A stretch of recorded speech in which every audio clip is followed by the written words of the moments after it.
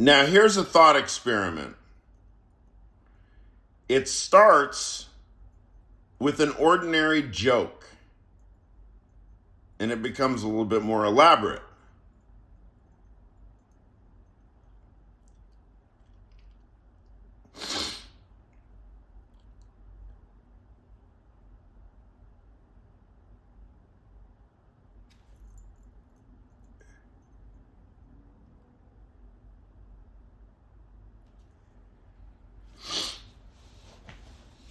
In a lecture section, Physical Anthropology 101, the instructor stops for questions.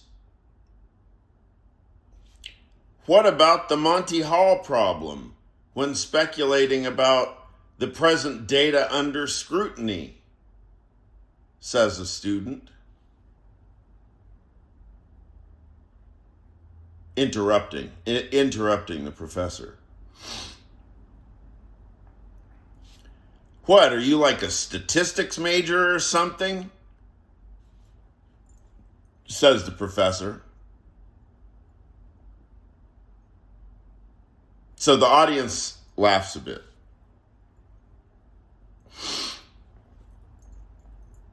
They're supposed to. I mean, it's a classroom full of 18 and 19-year-olds.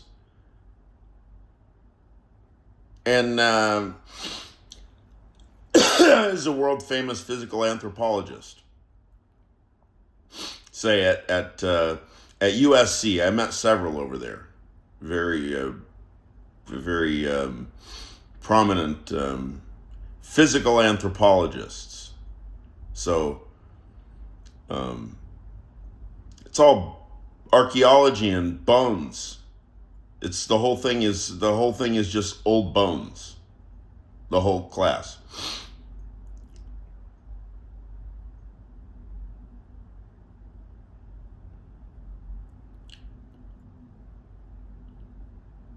The professor thinks for a second about the time he had a health event when a professor once put he himself on the spot like that.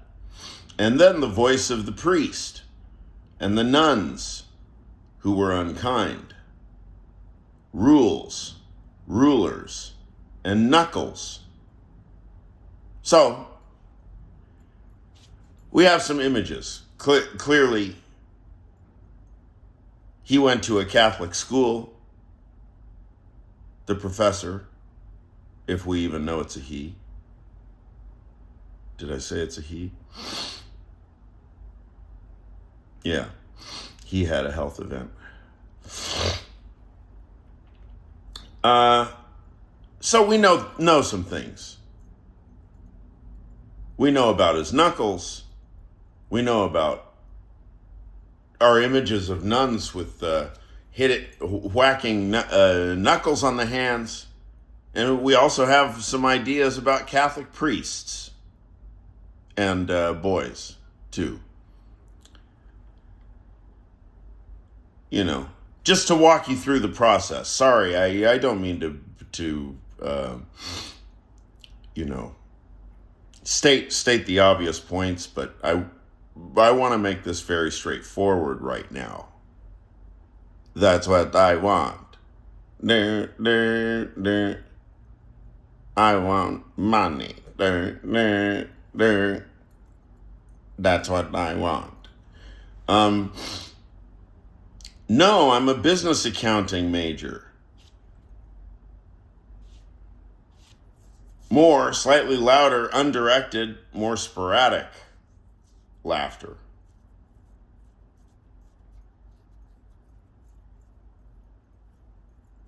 So the professor says, what are you, a statistics major? And then the guy says, no, I'm a business accounting major. And then the crowd's like, hey.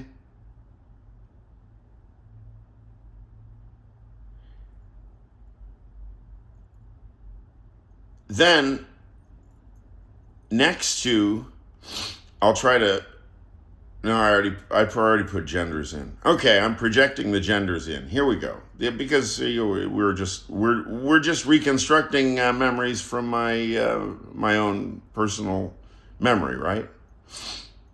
In my own physical anthropology course at USC. Right? Right. Good. I mean, what else would I be doing? The difference is, why should I hesitate to tell you which image I'm working from in my hypothetical? Oh, well, we don't want it to be a story about me. Well, look, if thoughts, Professor Frege, are just as much empirical objects of study as are stones and sticks, niche problem.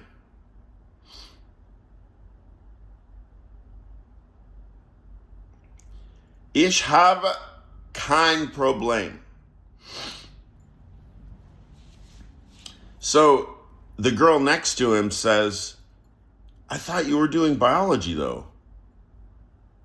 Were you talking about Bayesian reasoning in non-human primates the other day?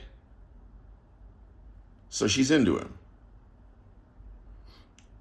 The extra effort she makes here both sends the requisite signal itself while betraying its non-alcoholic beer. No. No, it's the Saturday Night Live is just leaks from my speech, my discourse now. Non-alcoholic beer. Andrew Dismukes. It's called a skeleton key. The double negative. It's called a skeleton key.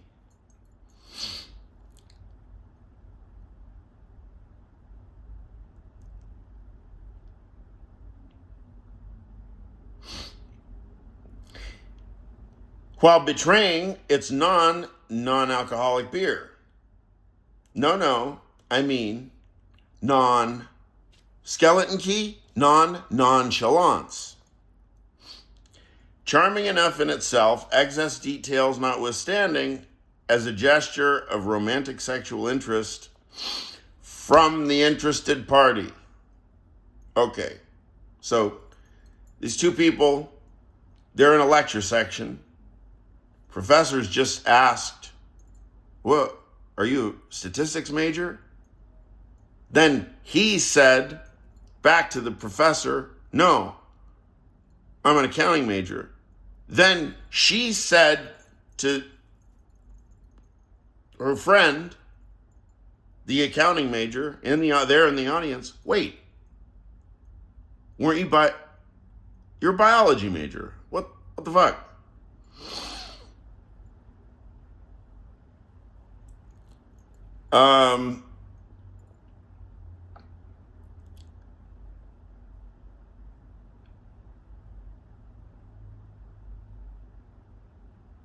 And now I'm already the chain of signification. Now what? You need a picture of who connects to what. Who's speaking?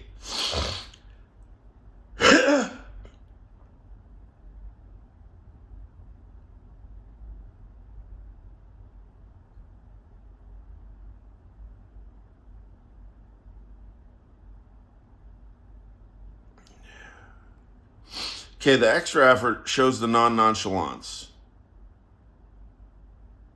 And it works. It's charming enough.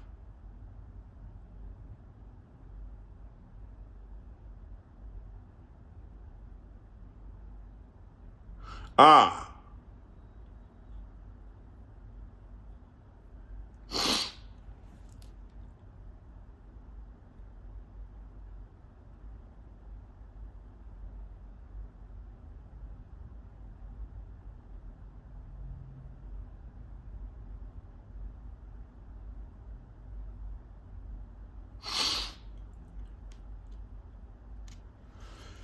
I totally botched the way that I wrote the setup so that, let's see, how did I botch this?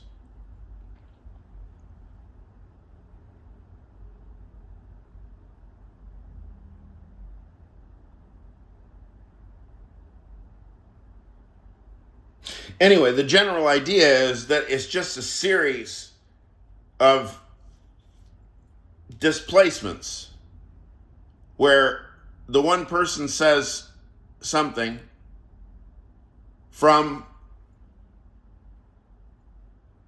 your statistics. No. I'm speaking from accounting. I'm speaking from accounting.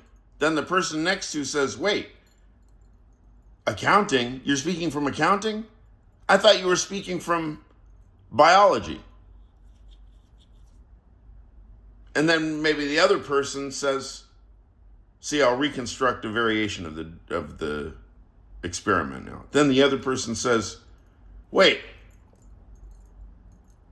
why are you asking me that? I think you switched majors. Have you been cutting class? Have you been hanging out with those sketch comedians again? And then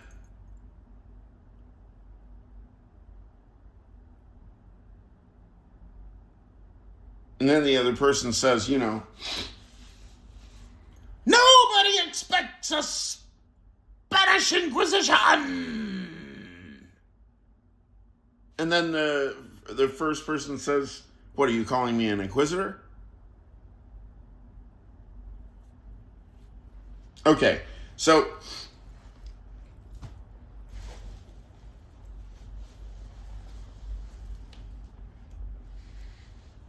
now I give you two plausible descriptions of ordinary life. One status quo commonsensical and the other a la Dimitri. On the status quo commonsensical view of life, there is a timeline rule.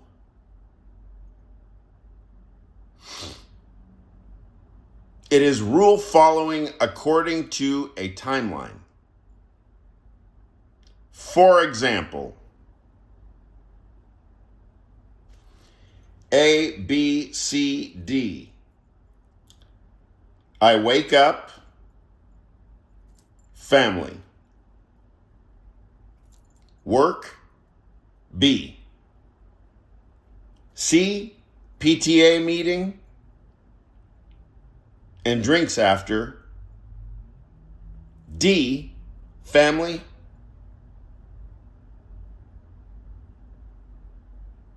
Turn out the lights, go to sleep, wake up in the morning, family, work, PTA meeting, drinks after, family, go to sleep. An example of a commonsensical, ordinary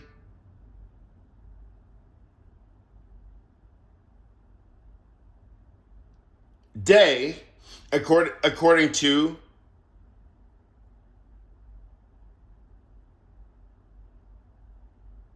a timetable rule.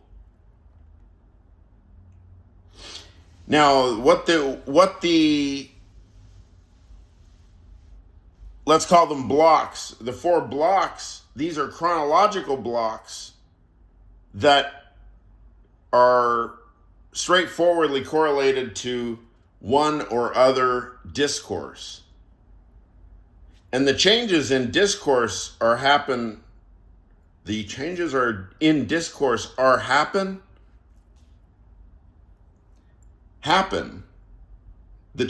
themselves,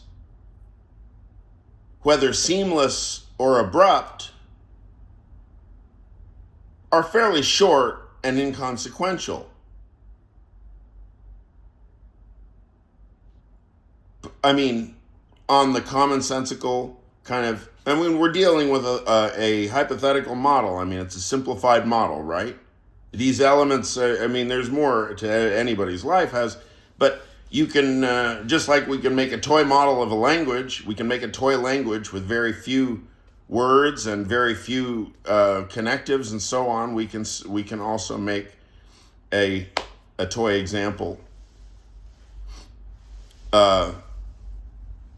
this way of an sort of like an ordinary phenomenology the phenomenology of an ordinary day, according to discursive blocks that are allocated, according to like time of day slots. If you're a project manager, like here's your schedule.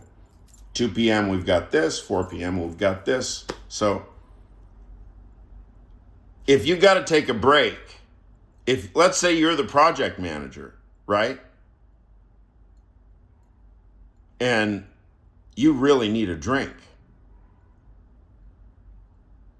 and you are a seasoned alcoholic, and so all you do is, on your break, without skipping a beat, without any kind of puzzling, I mean, we're not talking about an existential moment here, or a moment of indecision. We're talking about an individual who has perfectly integrated a certain routine into the stability of their life, right? They simply go downstairs, and I'm imagining, I don't know, like the people on that series, with all the hot people, and it's all sex and violence and stuff. Boy, that narrows it down, doesn't it? Industry. Right? So everybody's all completely out of their minds, right? And they're barely holding it together because they're on so much medication. If not, hardcore illicit drugs. Mostly it's probably medication or medicine. But anyway, they live high velocity life, so it's high velocity medicine for high velocity life.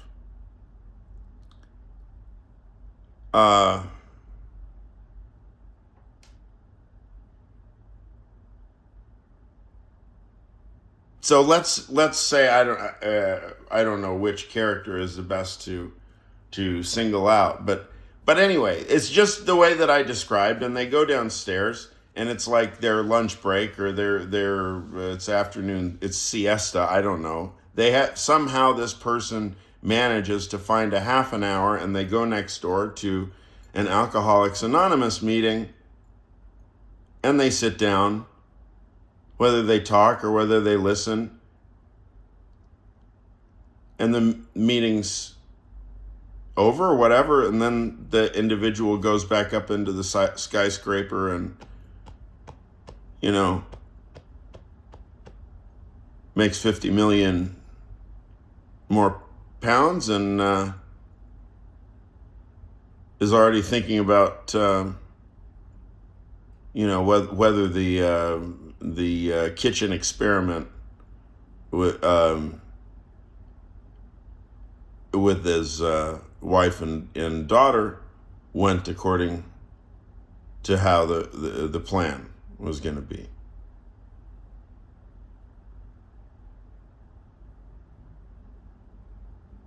Alcoholics Anonymous, perfectly anonymous. So if that individual is like a trader on the floor, like a currency trader, like an arbitrage whatever on the floor, on the TV show of industry, and they've got a big dick, and their clit is like all swollen and pulsing, and they're like just everybody's fucking everybody and stuff, and they're doing lines of coke and like backstabbing and stuff, and then like, I opened my hedge fund this morning, and then you like stole my client, and now I'm like, I fucked your wife's nephew, and then it's on the front page of the national tabloid tomorrow morning, unless you give me 100 million pounds. And then the mafia person bursts in and starts yelling about all the money that they're owed.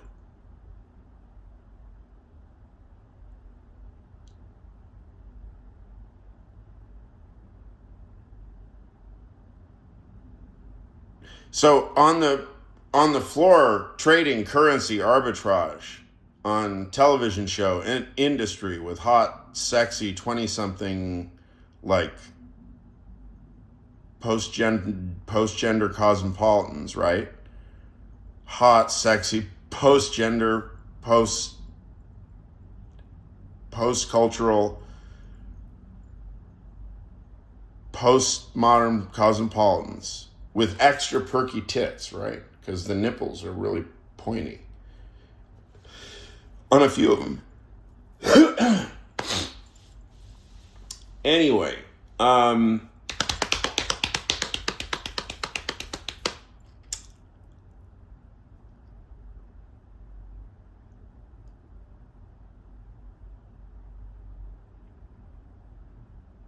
attitude.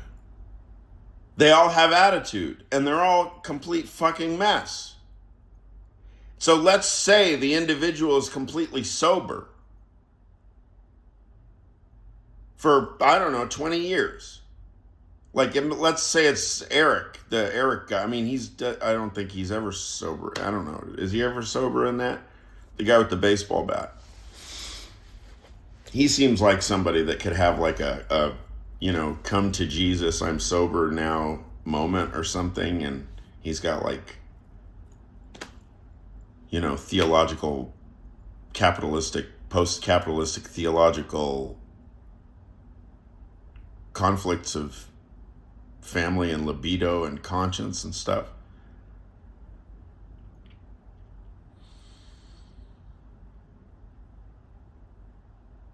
But assuming that individual is sober, the moment they go downstairs and walk in the Alcoholics Anonymous meeting, they can't talk like any of that. They have to mind their manners. And probably they've learned to mind their manners not only because they know the rules within Alcoholics Anonymous, but probably they've also learned by experience. Maybe they've been thrown out a few times over the years.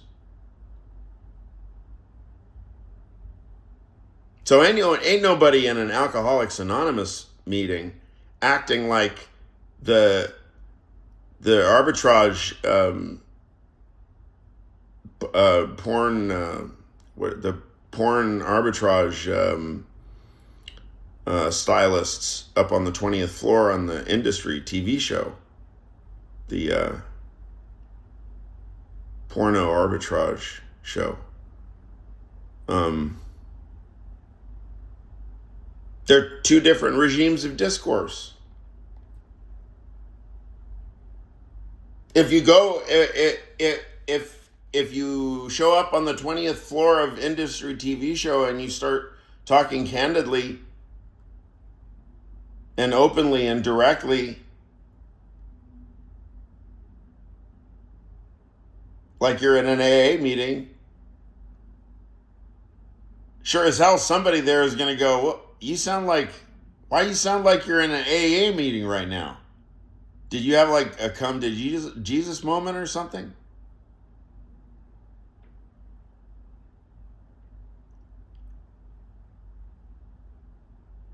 Everybody knows implicitly which discourse is appropriate to the context and all the social configurations presupposed. This is the timetable, according to the timetable.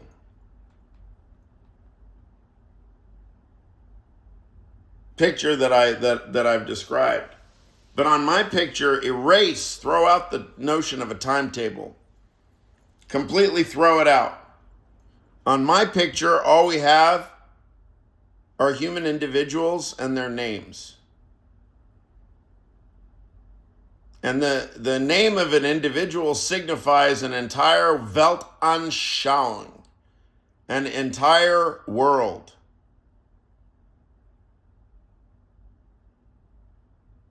And in every situation, including all of the ambiguities and ambivalences and sororities vagueness, tapering off at the edges, in every contextual situation is a set of names of individuals,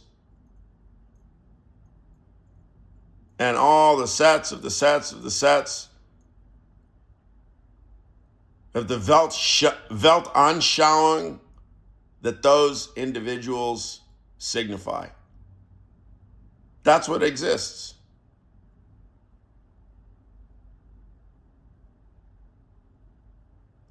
One view that we can compare this with is Van Inwagen's view, who I think has a I don't know how straightforwardly theological it is. He's kind of a little bit clever and indirect. And I don't know how indirect he is. He's probably brutally direct. I've never met him. He's a marvelous thinker. Peter Van Inwagen, Notre Dame, South Bend, represent. On Van Inwagen's view, two things exist: dust and lives. I think that was it.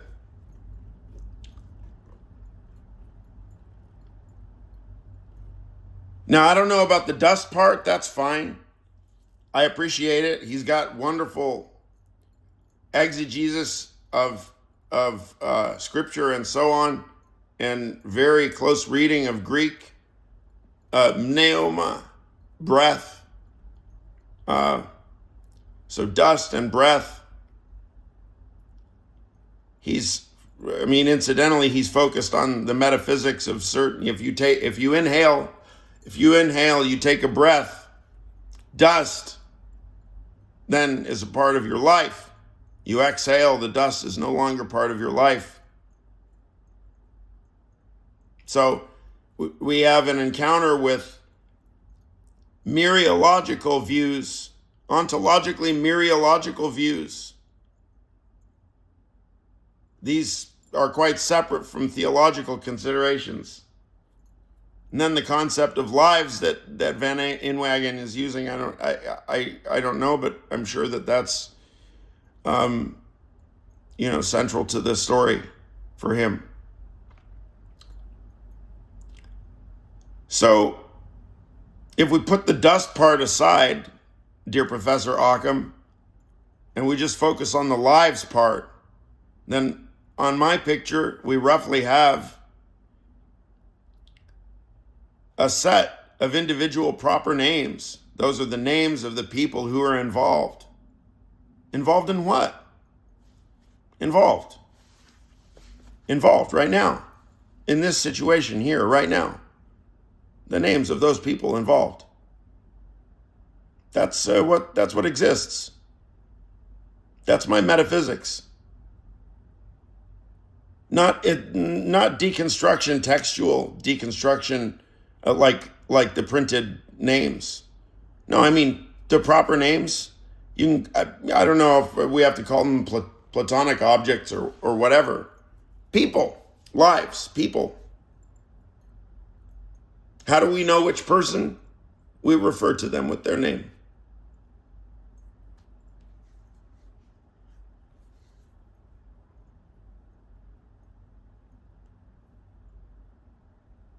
So which discourse is that? It's literally a mathematical formula. It's a combinatoric equation. You take all the set of all the people and all the worldviews that those represent within the context, and you do the whole combinatoric set of possibilities, and that's what's actually happening. That's the discourse. That's the actual discourse. Not whether it's statistics or biology or anthropology. No, that's like that's like for children. Those distinctions. The question right now is, who am I? Who are you? Who is the person you're sitting next to? What are those three names? What are our entire histories? Nothing excluded, all psychoanalytic facts included.